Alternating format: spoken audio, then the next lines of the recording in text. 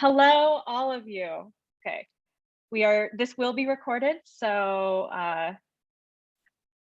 just note that. And I'm going to start off by sharing a slide today. Here we go. All right, well, hello, and welcome to, thank you so much for coming to the STEM Grad School 101 panel today that's hosted by the Molecular Engineering program at the University of Washington. My name is Hoon Nguyen. I am a third-year PhD student at UW, and I will be one of your moderators today. So if you're here right now, chances are that you're interested in grad school or at least want to know more about it.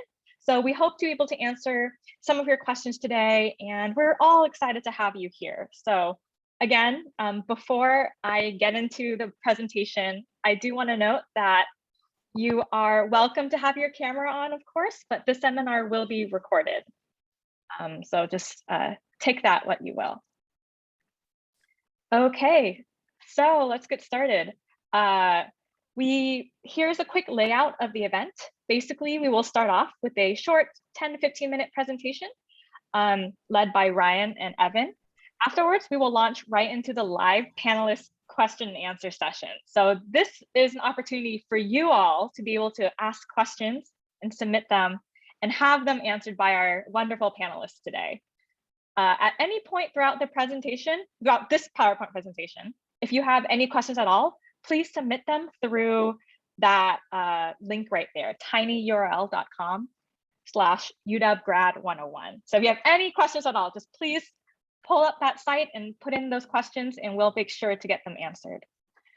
So without further ado, I will now hand off my mic to my co-moderator, Ayumi. Hi, my name is Ayumi. I'm a third year in the Molecular Engineering PhD program. We just want to start by acknowledging the Coast Salish people of this land, the land which touches the shared waters of all tribes and bands within the Duwamish, Puyallup, Suquamish, Tulalip, and Muckleshoot nations. This is where UW is, and so we just want to acknowledge this land that is not ours. We want to also have some group norms. So of course, be respectful and feel free to turn your camera on. If you have questions during the PowerPoint, please submit them via the Slido, which is that tiny URL link. You can also raise your hand and we can call on you if you want to talk to the panelists face-to-face. But again, you're welcome to submit to Slido.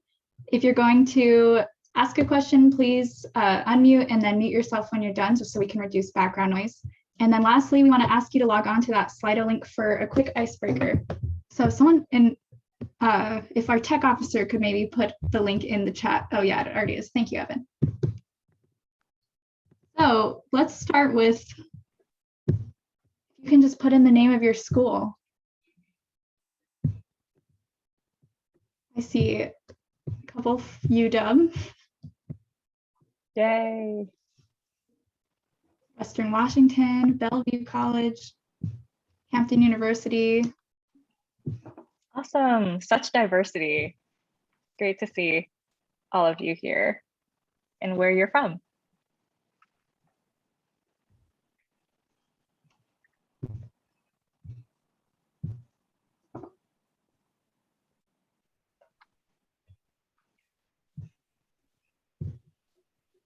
All right, we've got about 18 votes so far. Love to see it.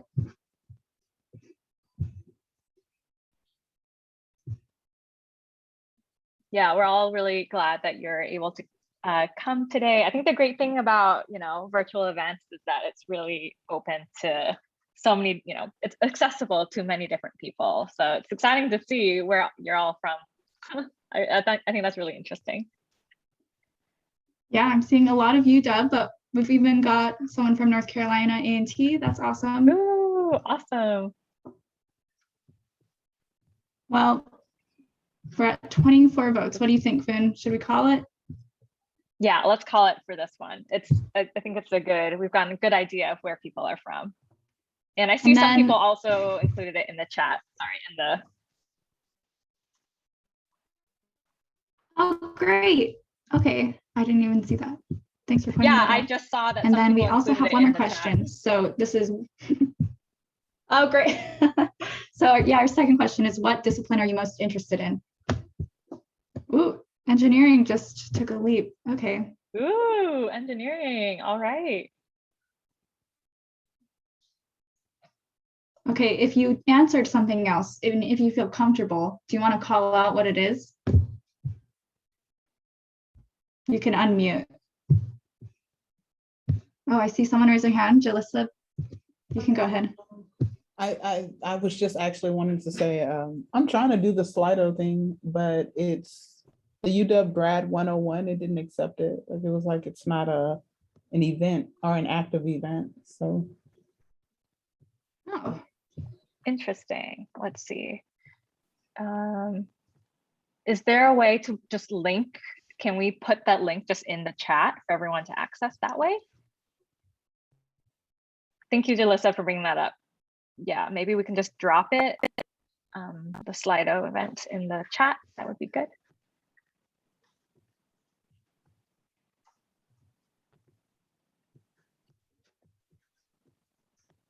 All right, thank you, Ryan, for doing that. Okay, awesome. Okay, so please let us know if you continue having issues logging into the Slido. Evan has linked it into the chat, so please log on to participate in a poll. We would love to get an idea of where you're all from and what you're interested in. So yeah. let's do that. Let's give people a couple more minutes just to like log on. Hopefully it's smoother now, but we are seeing a lot of different disciplines, lots of engineering, astronomy, that's so interesting. Geophysics, oh my gosh, that's so cool. Computer science, lots of different STEM fields represented here, which is exciting. Let's see. Great. Jalissa, did it end up working? yeah, I'm great. I'm in. I like it. It's pretty cool. Awesome. It's really fun. Yeah, thank you for participating. All right, well, I think we can go ahead and carry on with the presentation. So without further ado, I'll hand it off to Evan and Ryan. All right, hi everyone. My name is Evan Pepper. I am a second year graduate student in the molecular engineering PhD program. And it's my honor to introduce the panelists that we have today that are going to help answer a bunch of your questions. We have Professor Marjorie Olmsted with us, as well as Professor Sam Burden. We have the wonderful Stephanie Swanson with us as well, and PhD students Bonnie, Ben, Ice, and Trey. And it's a wonderful group, and they're going to help answer any and all of your questions. Okay, so I just want to go through a little bit of some definitions and some terminology that we're going to be talking about later on, just to make sure that we're kind of on the same page about what all these words are. So at the end of either a master's program or a PhD program, there's usually a large deliverable. This is either a thesis, which is essentially equivalent to a dissertation. It's like a big paper, big deliverable that you submit at the very end of the program.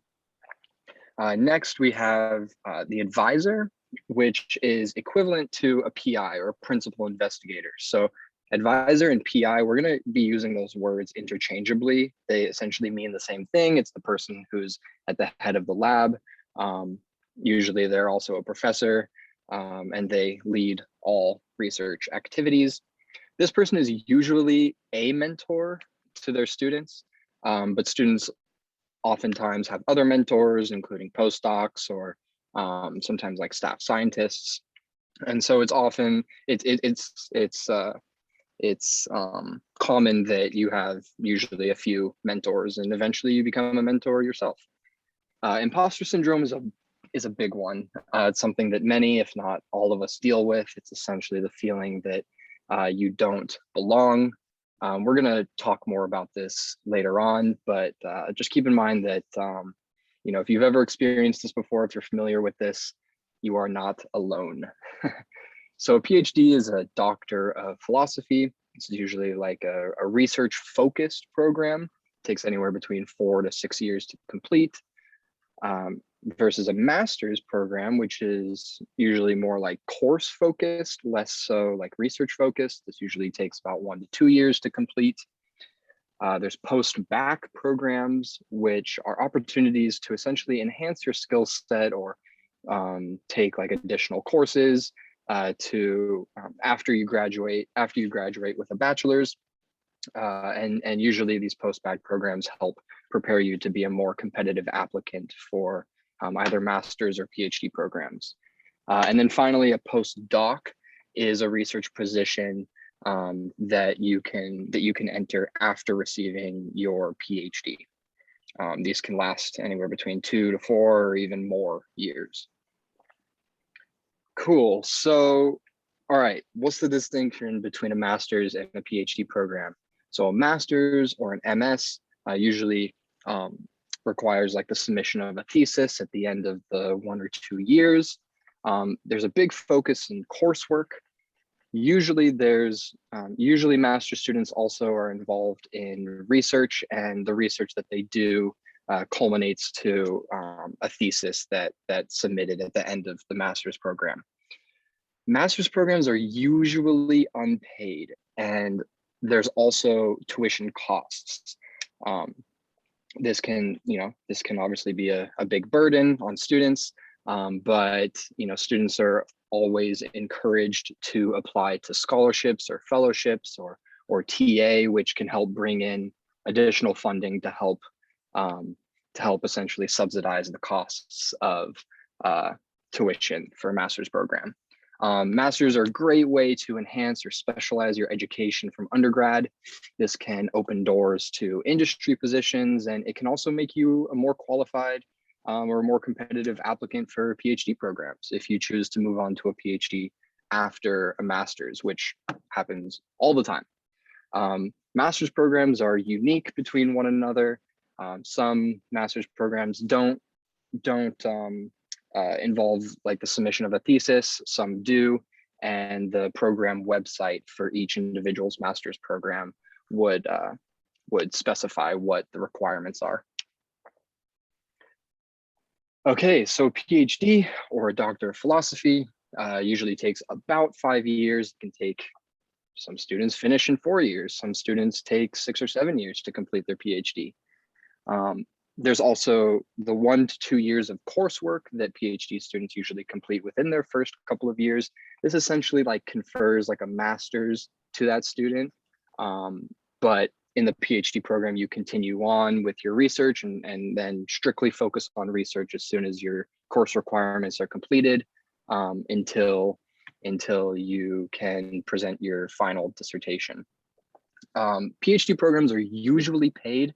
So you can think like $20,000 to $30,000 a year for a stipend. And so this is like your income, right? This is like how you pay rent, and this is how you pay your bills and how you pay for your groceries and all these kinds of things, right?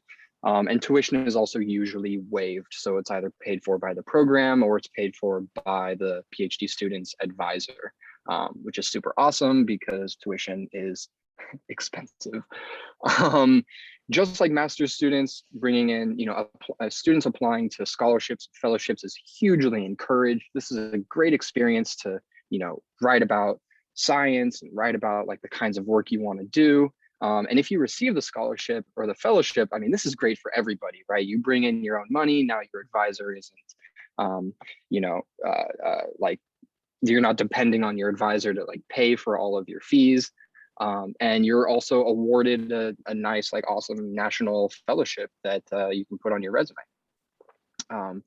Lastly, so a PhD program is really designed to help a student become an independent research scientist, right? Generate their own hypotheses, design their own experiments, and really lead their own science and become an expert in a field that, people may not know a lot about.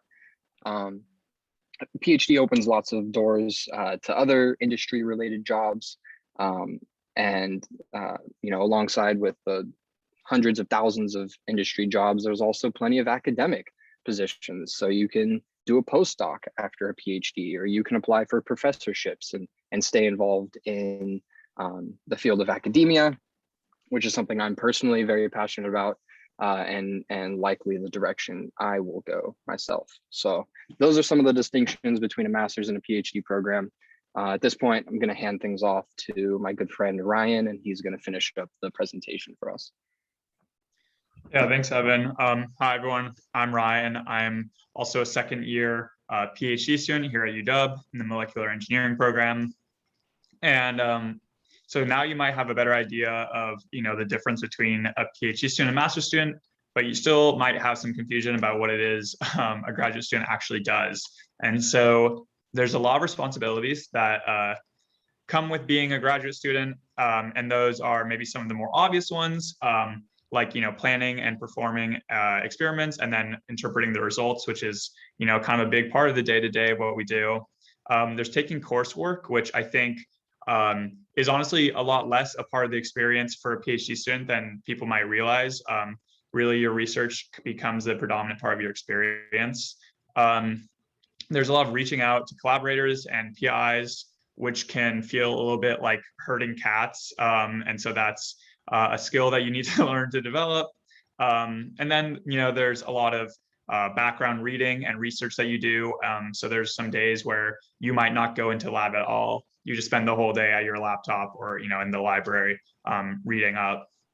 And then there's a lot of writing that we have to do, either for these like milestone exams to check your research progress, or even for preparing a manuscript to be published, which is pretty exciting when you get to that point. And then there's also a lot more arts and crafts in a PhD program than people realize. A lot of time spent making figures that will go on posters or be a part of those papers, and trying to make those figures look nice and be like really easily interpretable. And then a really big important part of being a graduate student is advocating for yourself and asking questions. And so we'll talk a little bit more about what that means. So advocating for yourself means a lot of things. There's some quotes here from Ayumi and some other graduate students here at UW. But part of advocating for yourself requires being an efficient communicator. And if that's something that you don't feel like you have now, that's a skill that you can learn over the course of graduate school. You also have to trust yourself, which can be hard to do, I think, for a lot of people. But I think it's another one of those things that as you keep going, these are kind of the skills that, people don't maybe advertise that you're getting from grad school, but you're still getting. And I think when you're there, you should, be able to ask your mentors for feedback, and they should provide it. And you should try and develop that kind of relationship with your advisor or your mentors. And asking for feedback is a really great way to keep yourself on track, to check in and make sure that you're happy with what you're doing, and to prevent imposter syndrome. So imposter syndrome, I think we've all heard about it at some point, maybe. It's kind of just the feeling that you don't belong. And this graphic, I think we really liked, because sometimes when you start grad school, you can be interacting with a lot of really smart and successful people, and you can feel like they know everything, and you know so little. And in reality, at grad school, everyone is coming from different backgrounds. Everyone has a variety of research and life experiences. And so everyone's knowledge is different. And that's like part of what makes it so exciting, is because everyone is bringing their different backgrounds into their research. So don't spend too much time comparing yourself to others. It'll hurt you, it'll slow you down, it'll make you question yourself. And it happens, but you can't really let it slow you down. Everyone is going to get their PhD to become an expert on a really specific area. And so the way that you measure your progress and your success might be really different than someone even in your same lab that's working on something different, and how they measure their progress and their success. So before we wrap up this presentation, we just want to quickly give a big thank you to the people from UW that helped organize this event. So the Molecular Engineering and Sciences Institute that a lot of us represent, as well as the Electrical and Computer Engineering Department, and the biomedical diversity community that contributed a lot to this presentation. We also want to plug some upcoming events for anyone attending who's interested. The molecular engineering program that many of us come from is having an informational session that's remote. And so if you're interested in attending, the link to RSVP for that is on the slide.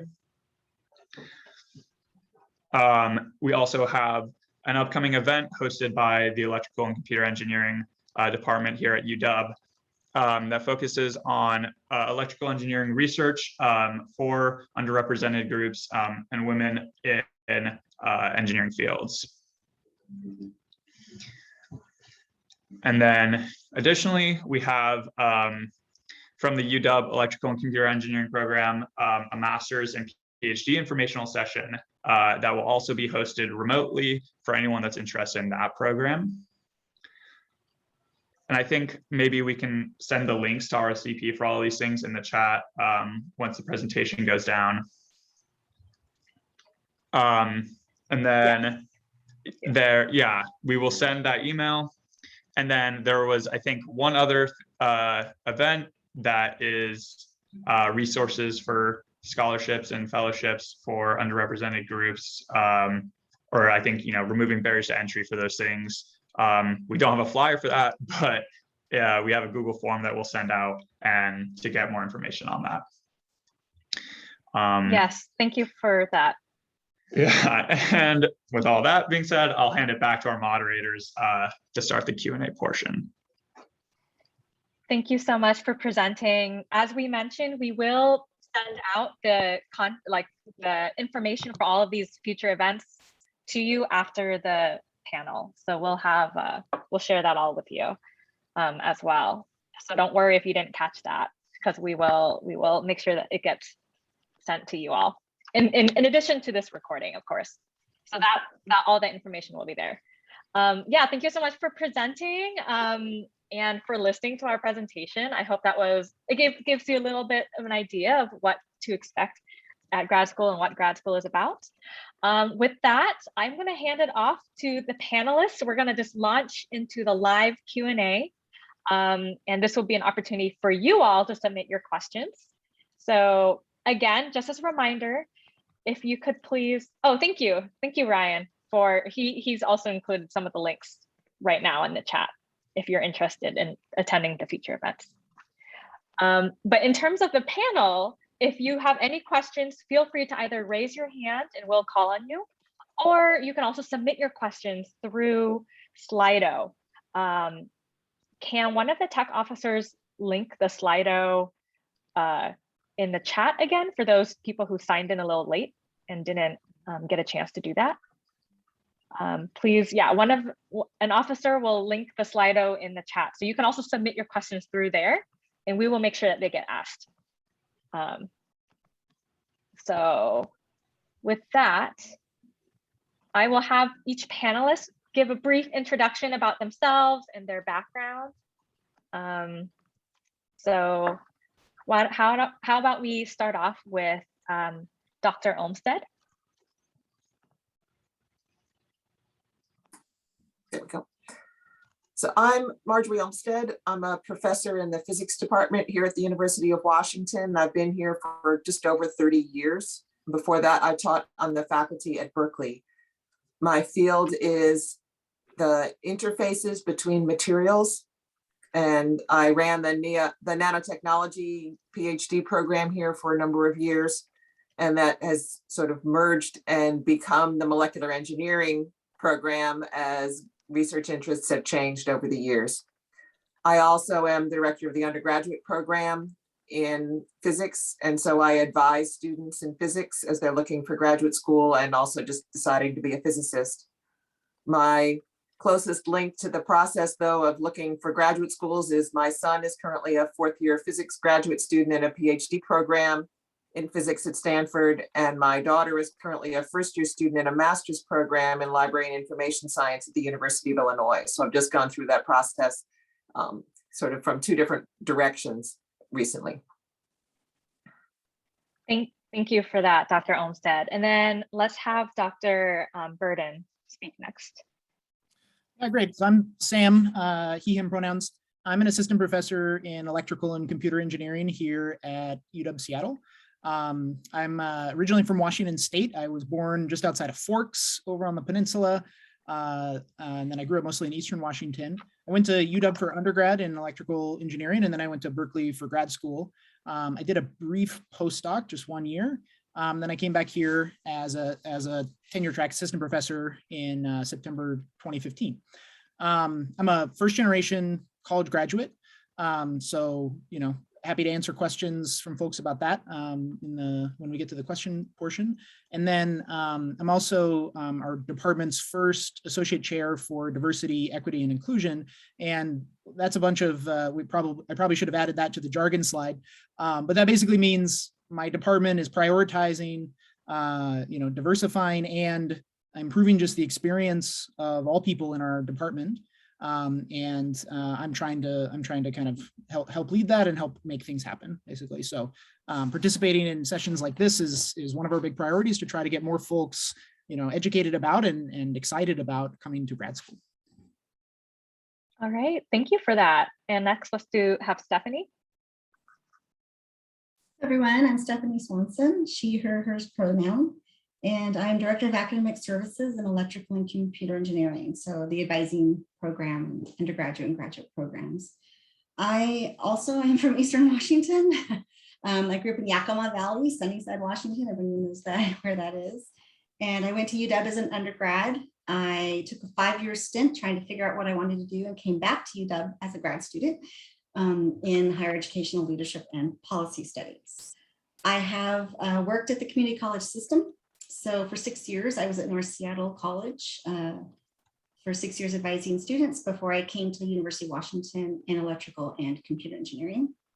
And I'm happy to answer questions. I'm also a first-gen student from my family and the first to go to grad schools.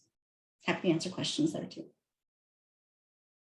Great. All right, let's have Ice, followed by Ben, Bonnie, and then Trey last. Nice to meet you, everyone. My name is Ice. My full name is kind of long, so I'm just gonna go by Ice. And I'm from just across the Pacific Ocean, from Thailand, where I just grew up, attend college there, do a master for a year, work for a year, and then come here for the PhD program. And I'm now the 4th-year student in the molecular engineering program, being advised by 2 PIs from different departments. So if you have any question about can you work with different PIs, then you can clearly do it, because I'm doing it right now. Yep, I think that's it.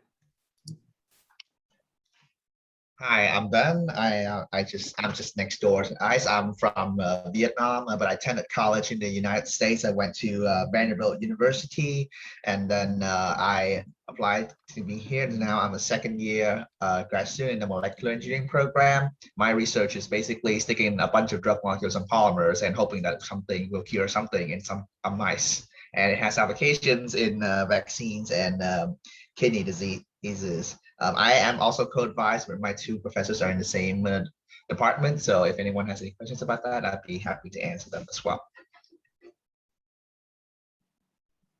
Thank you, Ben. Let's have Bonnie and then Trey. Hi, I'm Bonnie. I use she, her pronouns. I grew up in Bellevue, so not very far away. And then I went to pretty much all my school in Bellevue or around, and took a few years off after high school, and then went back to Bellevue College, where I spent a few years doing prereqs and making up for my poor high school grades, and then applied to UW, transferred there for bioengineering is my undergrad degree.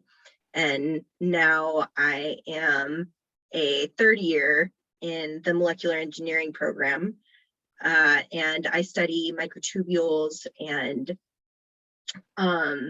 how they run mitosis, basically. Yeah, happy to be here. Hi everyone, I'm Trey. So I'm a 4th year in the bioengineering PhD program. I'm unofficially co-advised by a professor in bioengineering, Dr. Susie Pun, and then also by a emergency medicine doctor at Harborview. So I was born and raised in Georgia. I was pretty much obsessed with sports and baseball, and then had an injury. So I had to change my focus when I went to college and kind of fell into science. Only did internships throughout college, and really was focused on like management, and then got an internship in my final year that actually used my engineering major. Loved it, kept me in school to work on a master's that furthered my knowledge in material science and engineering. And then I went to industry for close to 5 years as a new product development engineer. And that was up in the mid-Atlantic on the border of Maryland and Delaware. And then spent time thinking there, working with a mentor about my pathway in the company.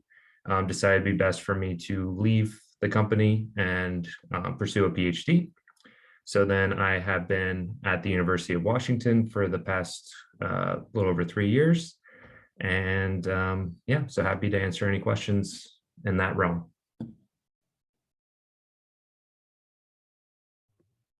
Great. So now we can go ahead and get started on these questions. Thank you, panelists, for being here.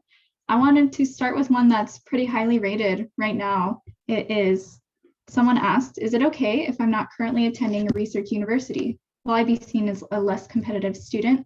I know there are tiers of research such as R1.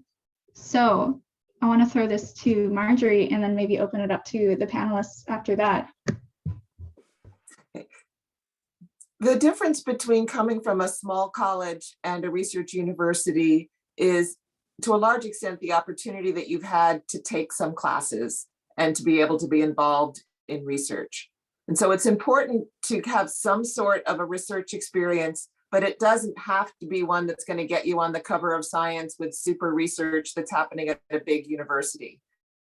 Working with one of your faculty at a small college in a way that shows that you can be creative and independent and apply your material outside the classroom, that you show perseverance and resilience, that's what people are looking for.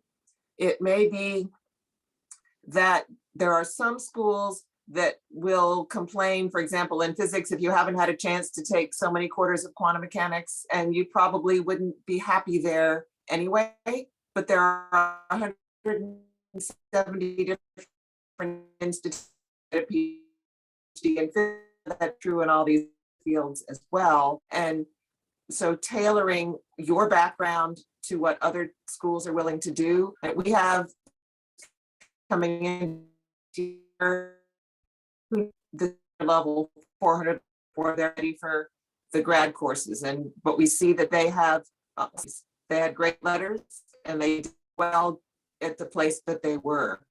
And so you need to make sure that your essay and your letters are good, but there's no major difference as you're coming in. It's just, you have to maybe explain to them if you're coming from a place I haven't heard, but otherwise, that's not a problem.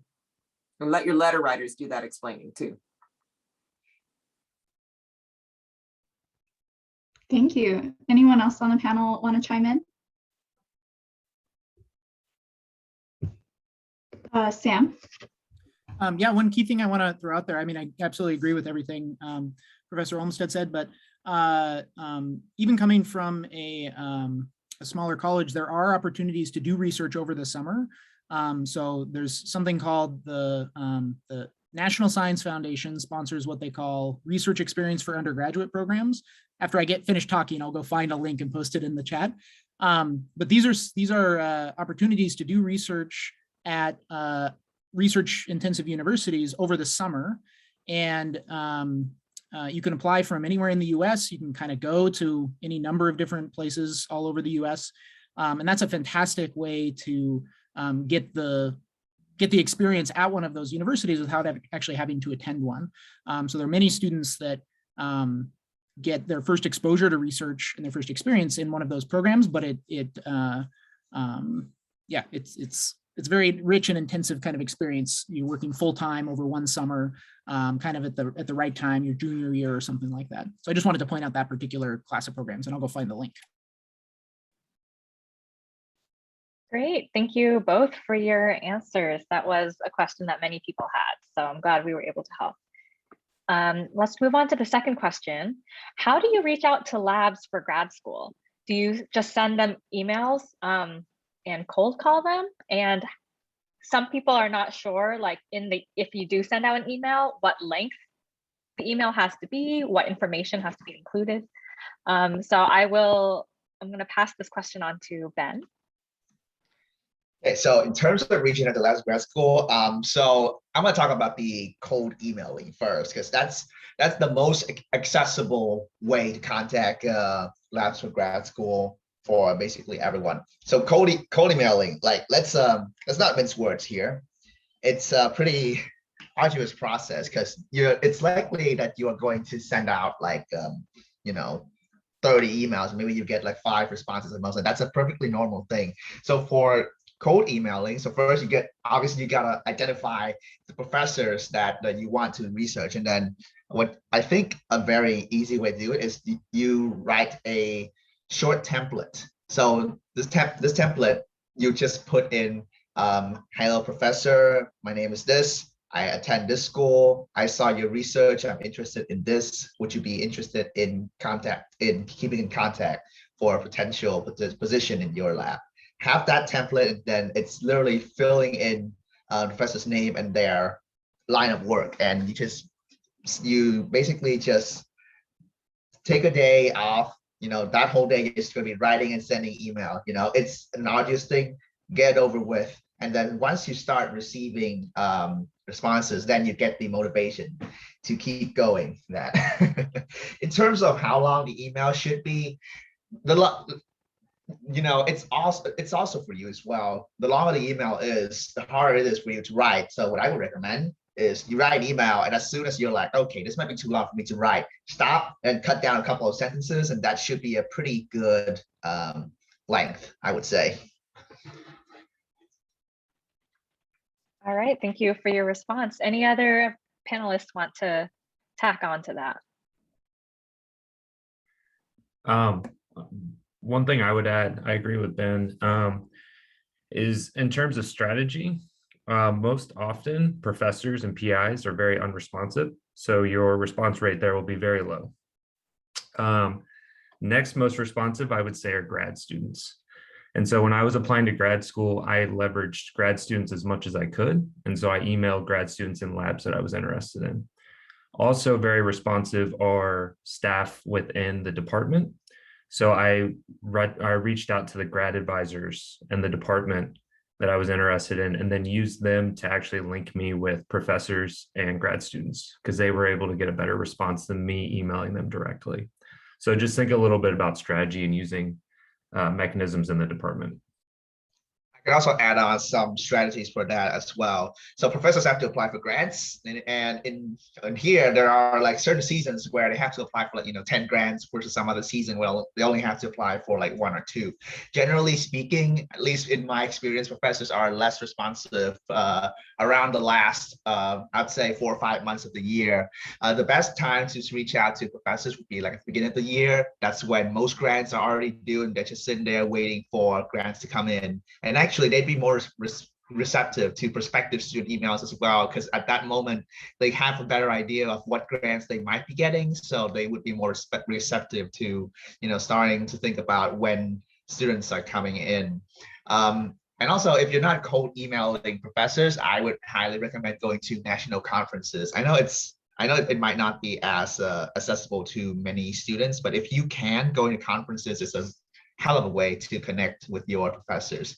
And if your school happens to have a seminar program and your favorite professors are coming to visit, definitely go to those seminars and get to meet them in person. In-person connections are always the best. All right, thank you both for your response. Yeah, thank you so much. So we have another question, and we saw in the chat as well, questions about international students. So is it harder for international students to get into grad school compared to citizens? I want to throw this to Ice. You guys heard my name. So the quick answer is going to be yes, logistically, because like assuming that you are want to attend kind of like informational session like this, and you are in the other continent or something like that, then it's going to be harder for you to get informed compared to those who are in that particular country you're applying a PhD for. But other than that, like if you have like the background that you show that you're enthusiastic in, like you want to do a PhD no matter what, then you're going to remain competitive in the field. But yeah, that would be something I want to raise it up, that like if you are international student living abroad, applying to here, it's going to be a lot harder. If you're here already studying in the college, then it's going to be a lot easier because you don't have to have that kind of like distance problem. And also like the time difference that you have to like get connected to others in the other country or continent. And about the other stuff that is pretty important to international students is that you unfortunately, international students are not eligible for some grants. Let's say some of the grants that is eligible only for the citizens. So that's one of the limitation for international students that, you know, but one thing that I feel about like not being able to apply to any of these grants is that like you can focus on your research more. And like, you know, these grants require a lot of your input, you know, to prepare it and like get it funded for yourself. So if you know, have more time to focus on whatever you want to do, and that's not too bad as as far as I feel so far. Ben, you wanna add anything to this? Not much. I agree with all you said. Yeah, thanks, Ice. And I see Ben. One other thing is for foreign students who are going to school in the US, then there's not nearly as much difference in applying as foreign students who went and got their undergraduate degrees outside the US. For one thing, the people on the admissions committee just aren't familiar with many of those schools. And also, you know, they don't know who the letter writers are and so forth. It's a lot harder to judge those students. Another aspect of being an international student is if you are going to a public university, there are some schools where the out-of-state tuition, you can get it waived after a year if you're a US citizen, but you have to pay out-of-state tuition the whole time if you're a foreign citizen. And at those schools, it's much harder to get in as a foreign student because you cost 3 times as much. And so you have to be worth it to the faculty. And which those schools are, you'll have to find out individually. It's going to be different department to department and school to school.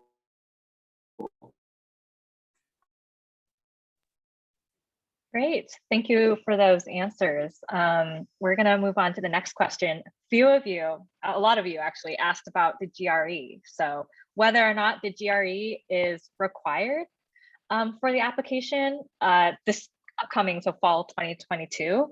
And if it's not, should they take the GRE anyway to like make them look better on your application?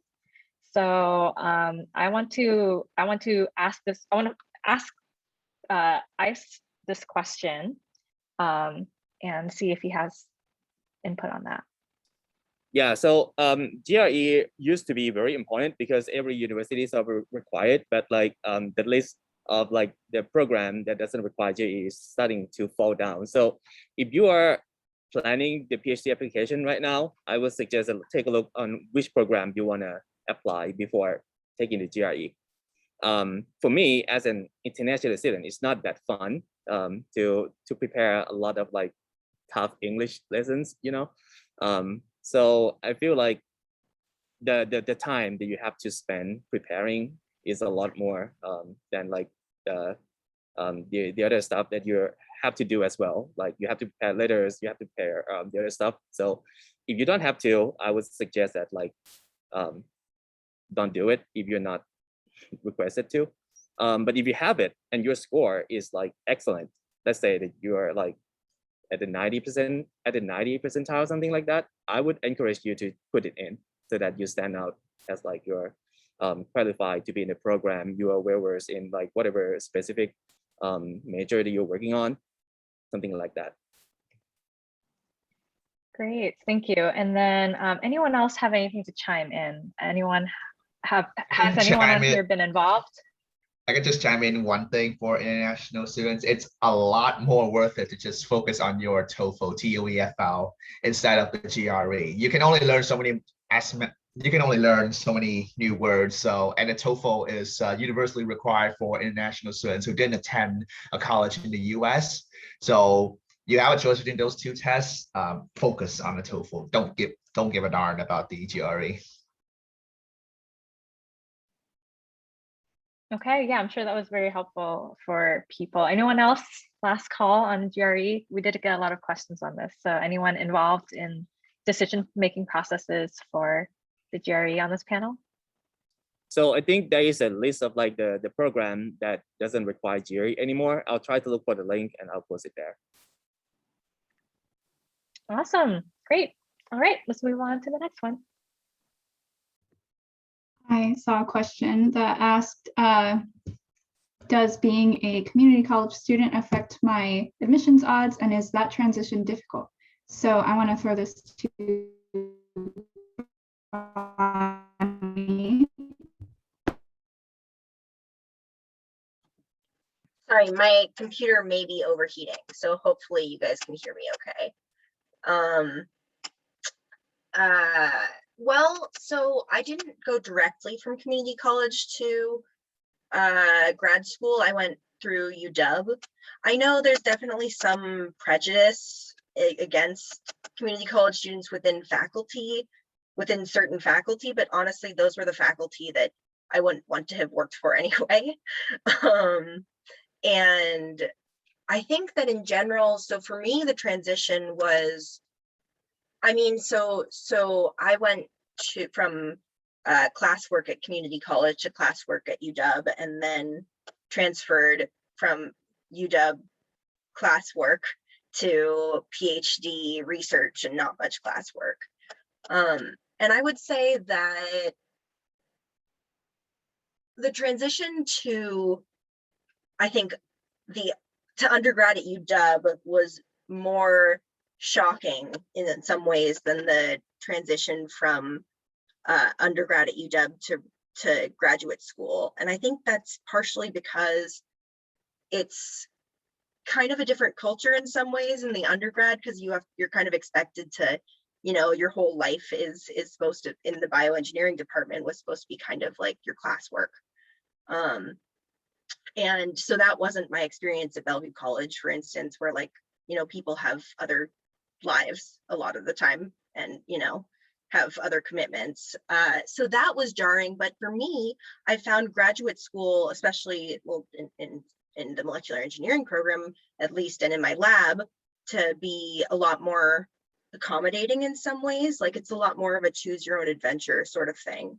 And so it's kind of almost going back a little bit to some of the more flexibility. Like, you're still expected to do a lot of work, but it's more on your own schedule a lot of the time.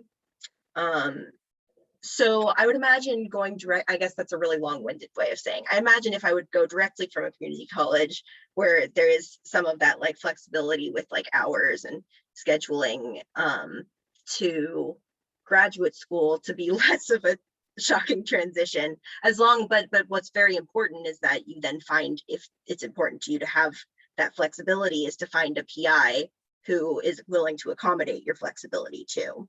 That is, I think, the biggest takeaway I would hope that people get from this, is that it's extremely important to choose an advisor who's going to support you in the way that you want to be supported. Yeah, I don't know if that answered the question, but hopefully. That was great. Thank you, Bonnie. Anyone else on the panel have thoughts on community college students or advice for community college students? I'll just quickly chime in, because for 6 years, I was advising students who, you know, all kinds of students, but these were students who were changing careers or just starting out from high school, even international students who were, you know, had careers in their countries and came here and were trying to get back into their professions. So The one thing I think that I found the most helpful, I think, for community college students making this transition is exactly what I'm hearing a lot here, and that is connection, reaching out to students, grad students, definitely reaching out to, going to the websites of the faculty and looking at what they're doing in their labs to learn a little bit more about them before you introduce yourself, because then they know you've done the research, you've actually looked at their website. But that connection of just reaching out and connecting and talking over a period of time is, I think, what helped most community college students make that transition and to broaden their network so that they had additional resources when they got there. So that's just a little plug. Yeah, that's great. Thank you so much. And Marjorie, I saw you and What's important about your first couple of years is that you get a good foundation in what you're going to need to build on later. And if you learn better in a small place, then you're probably better off getting those intro courses at community college.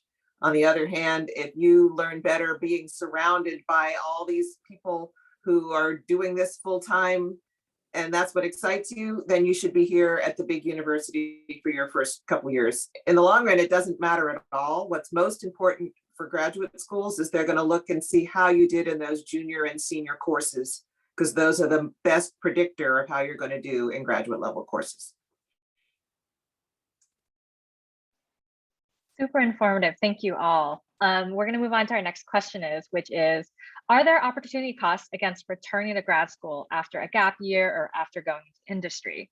Like being seen as less competitive, for instance. So I would like to throw this question to Trey. Yeah, so I'll probably be very biased towards the industry route and taking a gap from undergrad, because I think there's a lot of benefits to that, and I can speak more to that if you want. Whether or not there is something that hurts you though going that route, I don't think so. I think kind of what Marjorie mentioned and Stephanie mentioned, I feel like it's a lot about getting across your excitement and your how prepared you are for grad school and the work that you've done leading up to that. And if taking a gap year and taking the time to refocus and come in with a strong mission and getting extra work that you think will help make you a better grad student is more worthwhile to you, then you should go do it. In general, I say for industry, I think taking a break from undergrad can really help your mental health. And I think it can help you really explore more, because I think in undergrad, you just haven't seen what's out there to the full extent. And I think getting out into industry can help you further explore, have networking, coffee chats with people that have taken all different paths that can show you different ways that you can approach going to grad school and pathways after grad school, things you didn't think about that you needed to learn or think about or consider. And then I think it also can help you strengthen maybe your weaknesses, so you can be a little bit more strategic and maybe things that you work on. So like going to industry, a lot of companies will pay for courses that you can take while you're there, or they'll pay for a master's. And so that can help you look at your weaknesses and say, okay, if I take a course here that the company will pay for, that would help me look more desirable.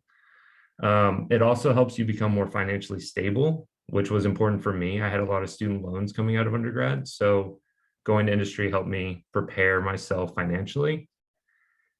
Let's see what else.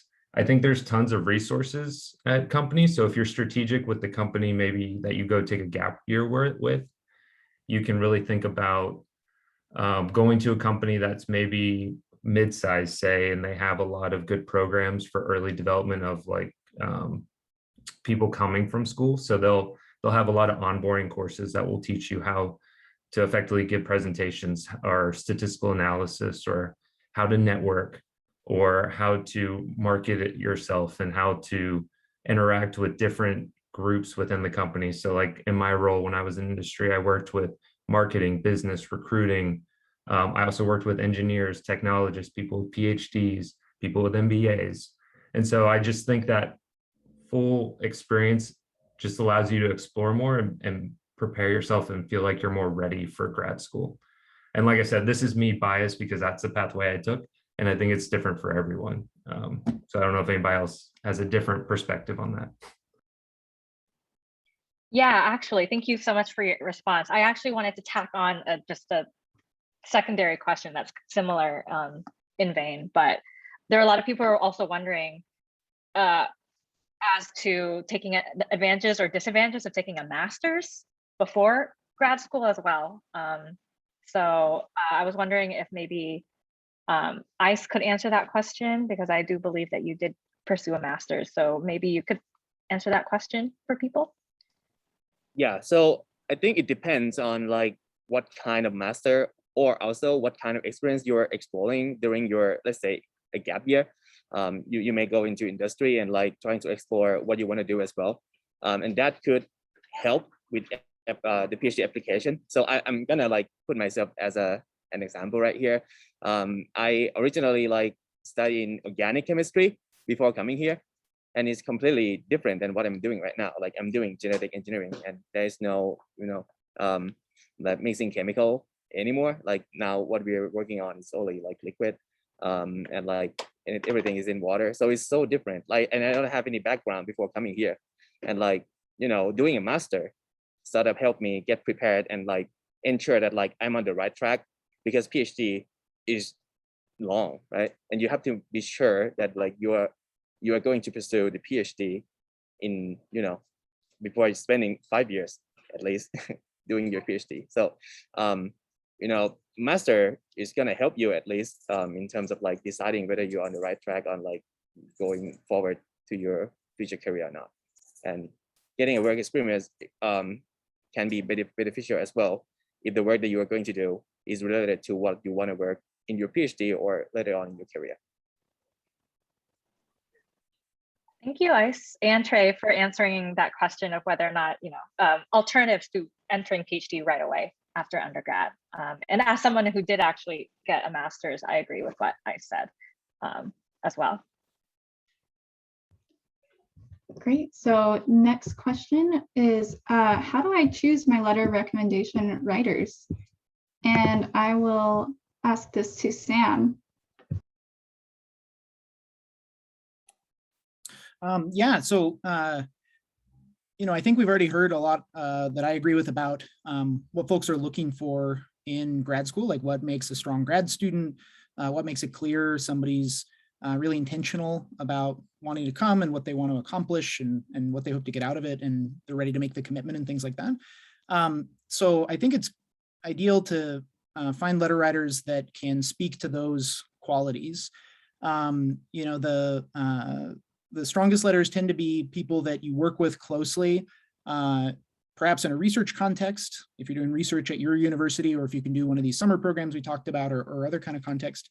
But otherwise, if you're a teaching assistant or tutor and you get a lot of direct contact with a faculty member or an instructor of some kind, or somebody else, director of a program or something like that, who can speak to that. And then it's also good to get kind of a constellation of people to talk about different aspects of you. So if there's somebody, from a job that you work, or an internship you did, or community service you're involved in, or something like that, to kind of get them to talk about different aspects of who you are and what your background is and what your ambitions are. And it's totally fine to, as far as I know, this is what I tell people, when you ask somebody for a letter of recommendation, to ask them how strong they think it will be, and they'll probably want some information from you to make that determination. It's totally reasonable to ask, do you think this is going to be a strong letter? Do you think, do you have enough information to write about it, and things like that? And people hopefully will be candid with you about that. So that can help kind of calibrate. And then it's also fair to in that same conversation to say, okay, if you think it'll be a strong letter, or you can write a reasonably good letter for me, do you think you can talk about topics A, B, and C, or maybe the way to phrase it is, I would hope, or I'd hope to give you information so that you could talk about aspects A, B, and C of our interactions or things like that. Not telling them what to write in the letter or how to write it, but making it clear, making there be this agreement about like, they're going to talk about these experiences that they had with you or something along those lines. Yeah, that's great advice. And does anyone else have thoughts on letters of recommendation while we're here? Marjorie? Remember that the grad school only has 4 or 5 pieces of paper about you. And one of them is already your transcript. So somebody who just says, oh, well, they were in the top third of a highly competitive class of grad school bound juniors and seniors. They already know that because you got a 3.8 in their class. You want to make sure they can say something else. This person came to office hours and asked me questions that went beyond, that showed they were thinking beyond the material. You want to make sure that all those pieces of paper that come in complement each other and also give a broad view of who you are. Share your statement of purpose with your letter writers, because if you say something in your statement of purpose and they say something which is very different, then that's an immediate red flag to someone who is reading your application. If you say, oh, and I was so brilliant, I invented this thing, and the person who's writing the letter says, I put them on this little project and they managed to finish it after 6 months, then you're in trouble. So make sure that you give them your statement and you say, is this something that you can support? It's important that it's a whole picture of who you are. I just want to add one more thing, because as an advisor at a community college for 6 years, I would get students who come to ask me for a letter of recommendation, and I tell them right away, I'm not the one to be writing this for your grad school application, right? Different context, wrong context, but the problem is these students didn't have opportunities or didn't pursue opportunities where they were able to connect with faculty, whether it's research or, as Sam was saying, somebody's directing a program where they're really involved, and they took classes, but they didn't talk to their professors in those classes. And so it was really difficult for them to find someone who really knew them, who could write a strong letter of recommendation. So my only advice to people that are watching here is the more you can engage with folks early on at the community college, talk to your professors there, and then if you go to a university, see what kind of involvement you can get where some of these things that we're talking about can get formed or come out or be developed, so that you have people that can actually talk to these, who can write strong letters for you. So. I'd like to add on to that by saying, every professor says this sentence: go to office hours. That's one heck of a way to interact with your professors. And I had one of my letter writers. I don't normally go to office hours, but one of my letter writers, I was really struggling with his course to the point where I had to go to office hours. And I think he wrote the best letter for me, honestly, because we just had so many things to talk about, and it was great. So go to office hours, please. Yeah, we'll finish up this question with Bonnie. Yeah, I was just going to say that one thing I did when I was at community college too was, it's not like an official program or anything, but like you can also you can assist a teacher with a class. Like I just kind of became someone's TA. I wasn't paid or anything. It was kind of a weird arrangement, but basically he struggled to grade some of his things on time, and I was like, you seem like you need a TA. You want a TA? And I just ended up TAing for him for a while, which, to be fair, then I didn't end up asking him for the letter later, which probably that would have made sense in hindsight, but that didn't really occur to me. But that's another way of forming connections too, is to figure out if there's some sort of teaching assistant program. You can even, just volunteer to help. And it also helps you learn more about the subject. And also, I was kind of interested in having TA experience and having some kind of teaching experience and tutoring experience. And so that was really helpful opportunity for me, and just practicing for funsies.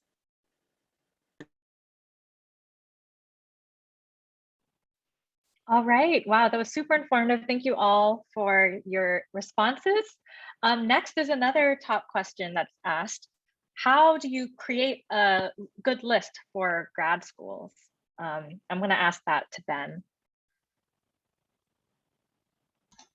So there's two sides of that. One is that that list of grad school has to touch on topics that are like the most important to you. Like when you pick your list of grad school, you got to ask yourself questions like, what are things that I definitely must have for my grad school? It could either be, you know, sharing the same city with a loved one. It could be being close to your family, or maybe it could be like, you know, oh, if I go to the school, I get to work with top professors in my field.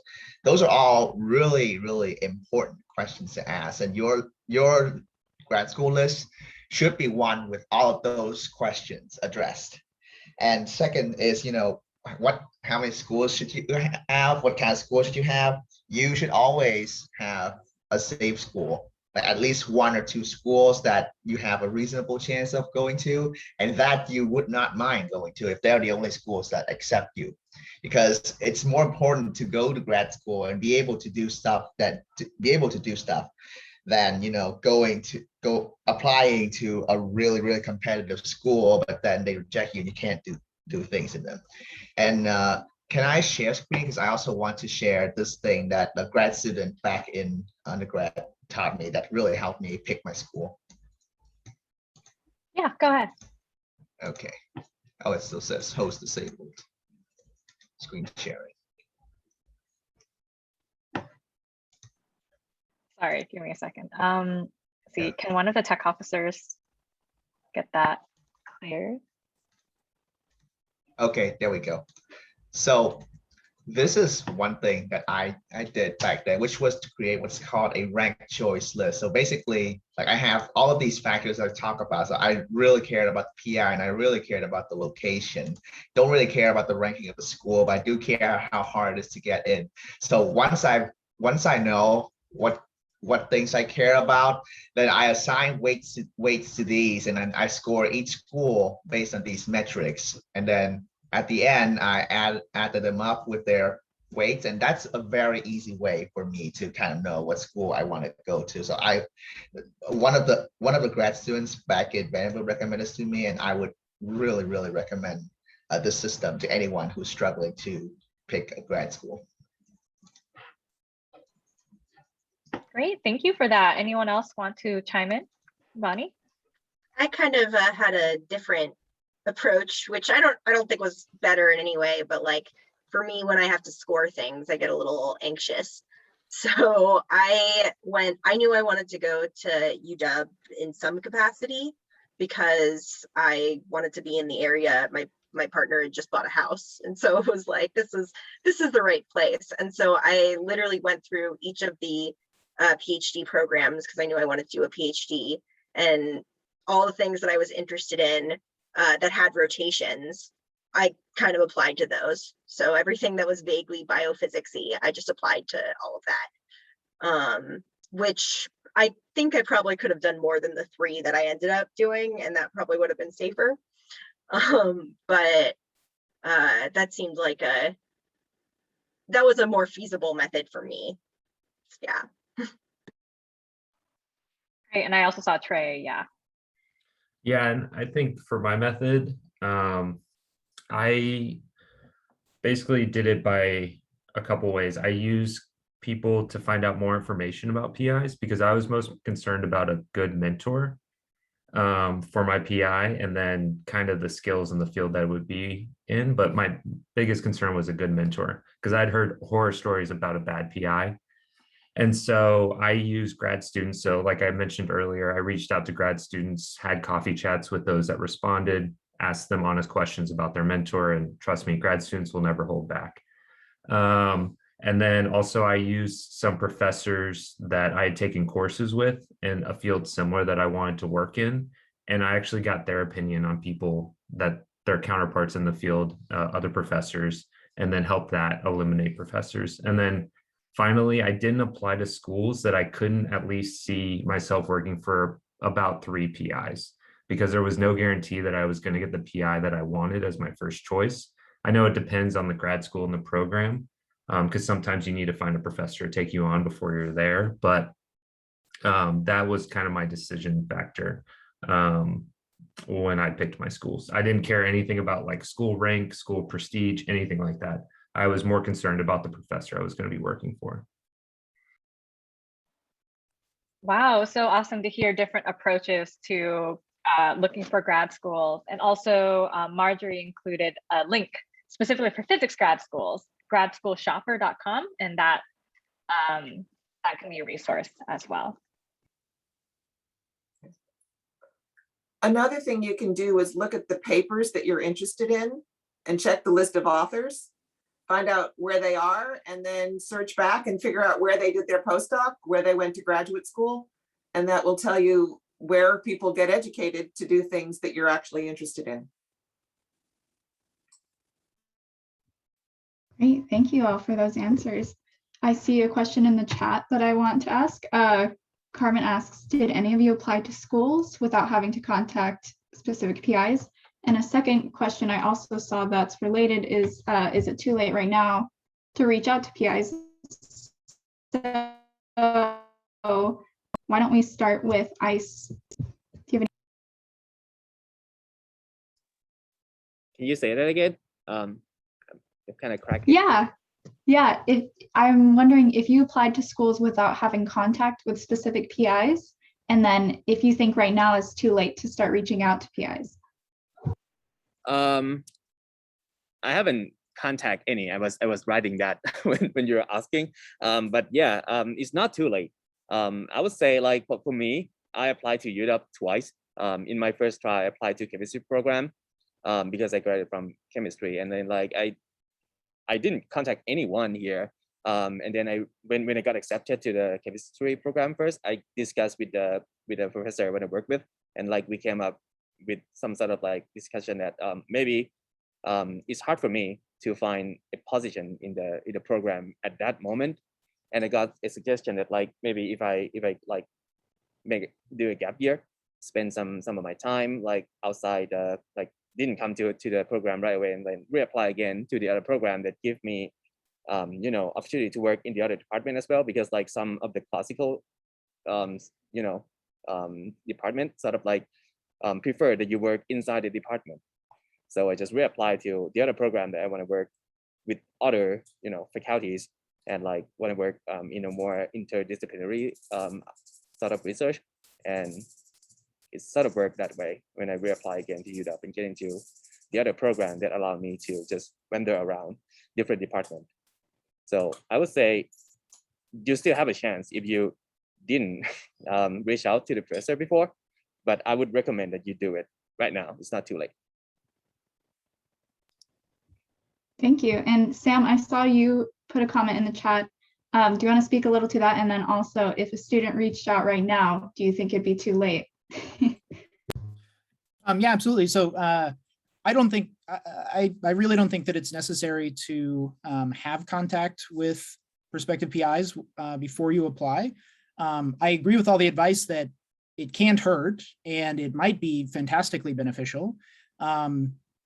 Different faculty vary a lot in whether they'll even read those emails at all ever, and then what might make them respond at any given time. I look through every one of those emails I get, and I respond to the ones that seem very tailored to me. So if somebody writes me and says, I'm interested in robotics, or some kind of very broad theme and nothing specific about me or my group, I usually don't respond to it. But if they say, oh, I read this paper, or I saw this talk on your website, or I talked to your grad student or something like that, then I'm very inclined to read it carefully and respond. I think anytime from now until, so faculty generally won't be reviewing your applications are due over the next month or two. Faculty generally won't be reviewing them basically until winter break, if my experience is any indication, because that's when we actually have time. And so I get contacted by people, all of fall and a little bit into early winter, and I'm kind of reviewing and responding to those at any time. So I think any time over the next couple of months is actually perfectly fine, before you apply or after you apply. In some ways, after you apply is better, because then I can go and look at your application. Whereas, although to be fair, before you apply, especially if you have any questions or there's a prospect for us to chat first, I might be able to give some advice about, oh, well, you should talk about this in your application or something like that. Pros and cons to both, but I don't think it hurts just to reach out at any time. One thing I want to add about like reaching out to professors is that like you're not limited to reaching out to the professors you want to work with. Professors who are like in the area that maybe is not directly in contact with you. I mean, they can help as well. They can provide some insight about like how the program is like, how the university is like. So, at some point, I think I reached out to some professors, like not relating to the PhD applications, but I've got some info that like as an international student, it's very hard to get into a public school, and I didn't know that at the moment. And like when I realized that, then I can reprioritize the application that I'm preparing again, because I know that like there's only like 10% of the chance that I'm gonna get in because they don't have money to hire me, which is like 3 times higher than a regular student from some US, something like that. So if you have a chance, just reach out to other professors as well, not limited to who you want to work with. Yeah, thank you all for those answers. And just to chime in, you also get to talk to professors during the interview process as well. So you will have opportunities even at the school once you're like there and in person, and like you can chat to them during the interview process. Okay, well, our next question is to Stephanie. For first generation students, how do you recommend that they show the strengths that they've gained from being first gen? Oh, that's a good question. So I will preface this by saying I suffered from imposter syndrome big time. I was very afraid to come across looking like I didn't know what I was doing to any professor, any grad student. And so that's something I really had to get past. I would say the strengths, from my experience, it's really resourcefulness, because you are figuring this out on your own, right? You don't have anybody really telling you what you're supposed to do, or correcting any misassumptions that you may have. I had a lot of misassumptions about grad school and what it was. And so you just are kind of figuring this out on your own. And so being able to communicate that in your personal statement, interviews, conversations about how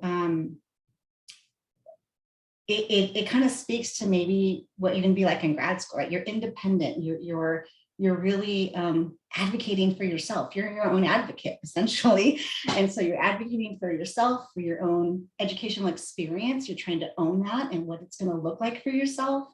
And getting that across, I think, says a lot about you.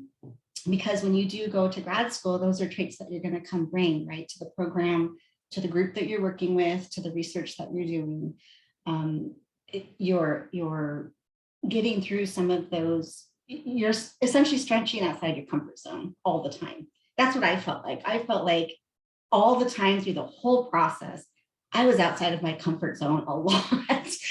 And so that really, I think, really developed how I started to communicate, and how I started to communicate with professors and with the student organizations that I was researching at their grad school programs I was very interested in, and also where I focused my time and my research when I got there. So I don't know if that helps. I don't know if Sam has anything more to say as a first gen, but that was my experience. And that's, I did speak to some of that in my letter and in my interviews with the faculty.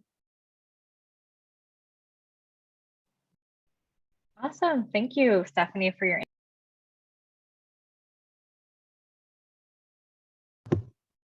And another question that I think few of the PhD students here can answer is, what are the advantages and disadvantages of being co-advised? So Ben, we share an advisor. You have 2. Do you want to answer this one? I'd say that I can speak about the disadvantage. One of the biggest things is that 2 PIs will likely have different priorities. So I am co-advised by Susie Pun and Patrick Staten, and they have, I'd say, so one of them, Susie, is interested in just publishing about like great new drugs, while Pat is interested in like rigorously confirming that the drugs work. And those two can have really different implications in terms of what your day-to-day life would be. You know, Susie would want you to do, would want me to do, like cellular, would want me to synthesize a bunch of different drugs and test them on cellular assays and report on great results. And Pat Stain is just going to be like, okay, now you have to test where the drug goes inside your body, whether there's any toxicity, how pure the drug is, how long you have been purifying it. And those two are very different workloads, and you have to balance between those two when you are co-advised. That being said, it also gives you like a really complete picture, a more complete picture of what you're supposed to do after you graduate. You know, if after you graduate, you want to do a mix of industry, I'm talking in terms of pharma. If you want to do a mix of industry and academia, publishing papers, then you have both sides of the equation. For me, I would have Susie's publishing experience and Pat's industry relevant confirmatory experience to draw from when I graduate.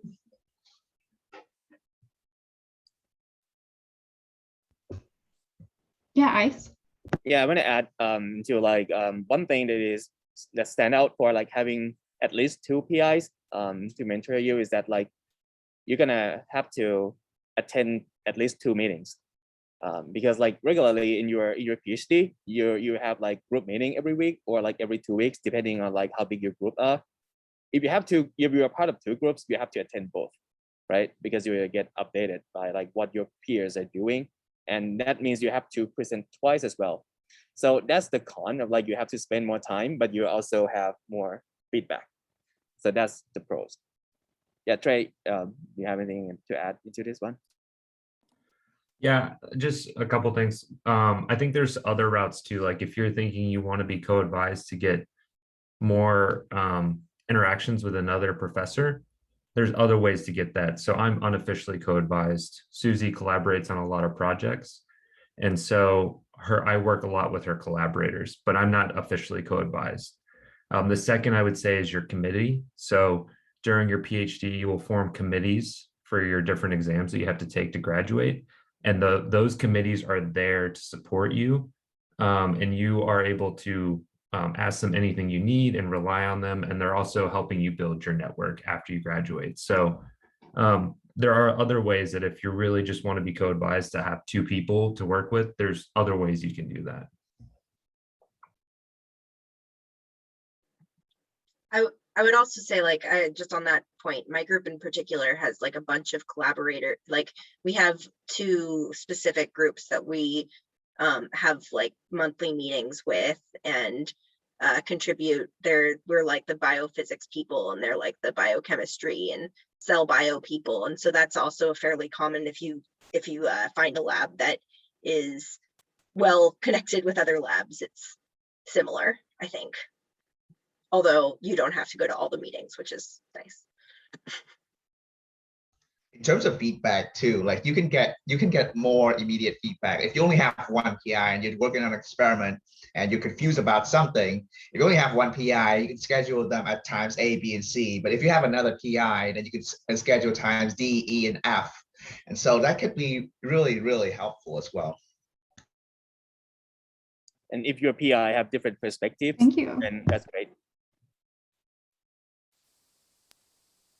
All right, great answers. We're nearing, let's see, I want to ask, several people actually had a question about this. What if you had a bad COVID year or years really? Should I give up applying on grad schools? How do I improve my application? I'm going to ask this to Bonnie. Yeah, so actually I was just going to say that like I was helping with the molecular engineering program in particular redesign their rubric for admissions for graduate students, and only one of the categories is your grades. And I specifically heard, like, out of the 5 I think that we chose, one is about grades, and the director of the program himself said, well, if someone has like a bad set of grades but really great everything else, then that's still a competitive applicant. So at least from one person who was a decision maker said that that is not a deal breaker to have bad grades. And especially in times, if you can explain it in your, you know, as what you were going through with all of the COVID stuff, then I think that is also something you can talk about as something that gives you more resilience. Yeah, that's all I was going to say. Great. Anyone want to add to that before we move on to the next question?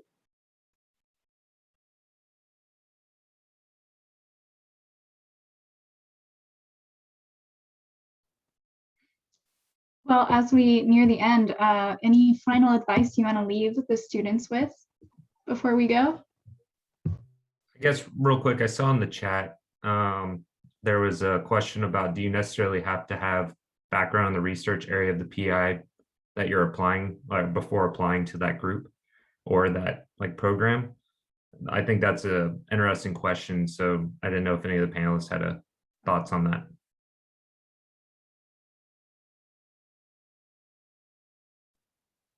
It depends on how big the program is. There are some small programs where it's individual faculty who are looking to fill a certain niche in their group. And those ones, yes, you do need to fill that niche, but a big program that's got 7 or 8 or 10 different research areas, you're not getting admitted then to a specific program. You're getting admitted to be a good student and take courses and explore and do rotations. And we don't really worry about ignorance, we worry about stupidity. And those are really different. We want somebody who's ready to learn. I would much rather have someone who doesn't know something but knows what they don't know and is ready to learn something new than someone who thinks they know it all and won't let me teach them anything.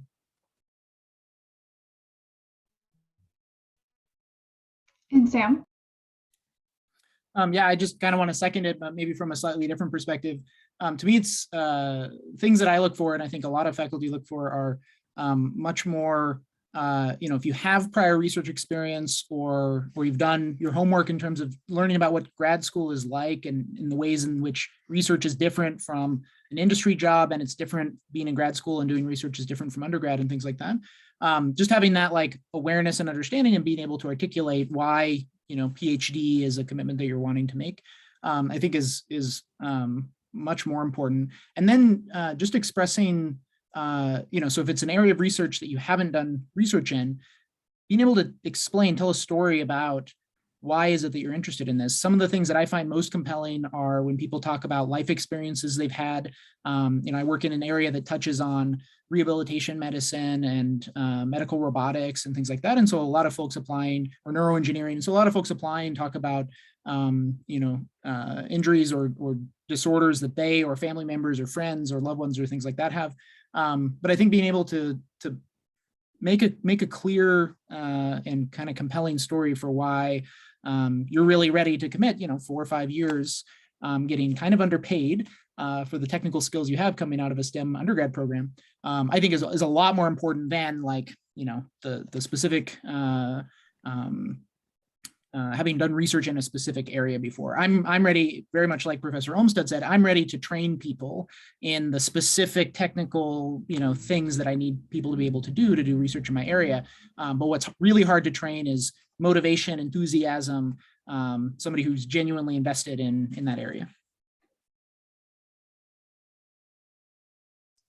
So I want to bring back like the advocacy thing that that Ryan and Evan have been talking about.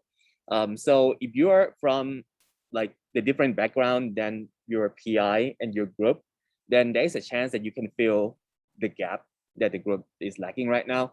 So don't think about it as like you're lacking, but you're like filling the hole that like the group doesn't have, and that's can be very handy at some point. Like even though your PI is very excellent, they know a lot about what they're doing. There might be some small things that they, haven't think about, and you just have been studying that for, several years of college, and you can help in that kind of area for sure. All wonderful points and a great way to close out this event. I thank you all so much. We went through so many questions and there are still so many, but we hope that we were able to help you at least a little bit on your trajectory to grad school. We will include this recording as well as all the resources we talked about in an email, and also contact information as well for any of these panelists if you want to reach out with specific questions. We're always here to help. So thank you all so much. Have a great evening. Thank you all again. Round of applause for our panelists. You were so patient and helpful. So thank you all for your advice. Even as somebody who's currently a PhD student, honestly, some of that advice was really helpful. So thank you all so much. And I will leave you now to have a great night. Have a good night. Bye. Thank you, moderators, too. Good job. Yeah, see y'all. Thank you all. Bye. Bye.